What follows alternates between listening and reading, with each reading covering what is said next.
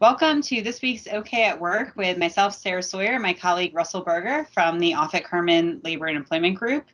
And this week we are talking about non-disparagement clauses. So I have a lot of clients, it's the new year, they're putting in place new employment agreements. Maybe there's been some hiring, firing, different things going on. And so I've been dealing a lot with adding non-disparagement clauses or seeing them in contracts that are coming across my desk. Definitely a good idea to include them in employment agreements, separation agreements. I say especially in separation agreements because often people are not very pleased when those situations happen. But what's a good thing to keep in mind when it comes to those clauses, Russell? Yeah, well, on the front end, on the employment agreement aspect of it, I tend to probably exclude non-disparagement from an employment agreement. I think there are some circumstances where it probably makes sense, but I tend to lean towards excluding it because I think it can kind of send a little bit of a mixed message in terms of like, yeah, don't say anything bad. You work here, you're starting your job here, but don't say anything bad about us.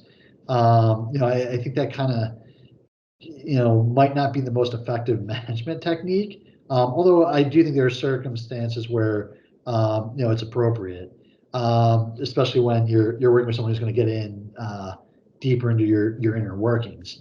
On the flip side, I think it's a must-have provision in a severance or separation agreement of any kind. And obviously, if you go through a dispute, even if you have confidentiality following some sort of resolution with a now former employee, I think it's really important that you have the non-disparagement as well, because saying someone does a poor job, is bad at this or that is an opinion. It's not necessarily something that's bound by a confidentiality provision. So having the non-disparagement to button that up in full, I think, is really critical.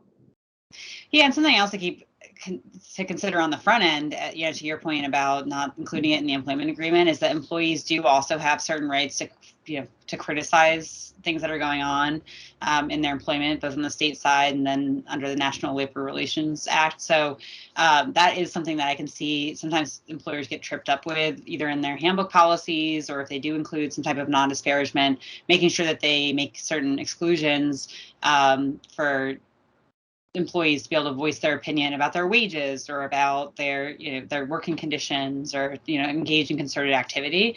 So definitely there's some more things to be concerned about on the front end when people are actively employed.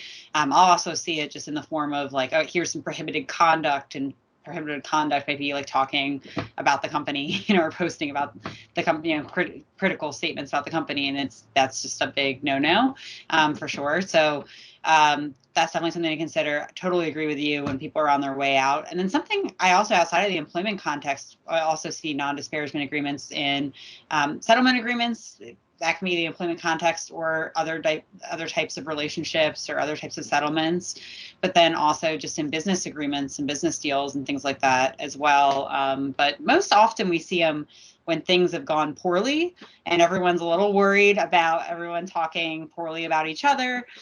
So definitely something to keep in mind with any settlement agreement.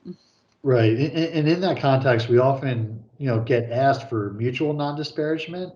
So, okay, company, you're asking me to not disparage you, but how do I know you're not going to ruin my job prospects and badmouth me to other potential employers? And by and large, I think that's something that actually benefits employers too, because you can just say, fine, we're not going to talk about you, or at least like our core management team, the people we have control over are going to be instructed not to talk about you. And if anyone asks for a reference, we're just going to give them dates of employment and we're going to stay out of it. And because if you're resolving a dispute, if you're settling something and you want to go your separate ways, being in a position where you could still talk about the employee or be asked to talk about the employee poses some risk. And it's just cleaner to say, you know what, if anyone asks, we'll say you worked here from A to Z, and that's all we really are going to say about it. And frankly, I think it's a good general company policy to have too, to just not get too in the weeds with respect to references for anybody. And by and large, for that reason, I usually find it's an easy sell to have, especially as long as it's mutual. Is because most of the time people are just kind of ready to be done. Most employers they want to move on. That's part of the reason that they're entering into a severance agreement or a settlement agreement. Same thing in the business context. Often, once you get to that point, even if there's been a lot of fighting or people are really fired up emotionally, a lot of times by the time you get to that place, and that can sometimes be a big worry for people, is like, well, I want this to be done. Like, this has been a painful process. I don't want to hear that they're disrupting my business down the road. So it's often an easy sell to say, like, all right, we've gotten to this point, let's just get this done with and just part amicably and call it a day. So definitely some important things to keep in mind. And well, thank you, Russell, and we'll see you next time. Thanks, Sarah.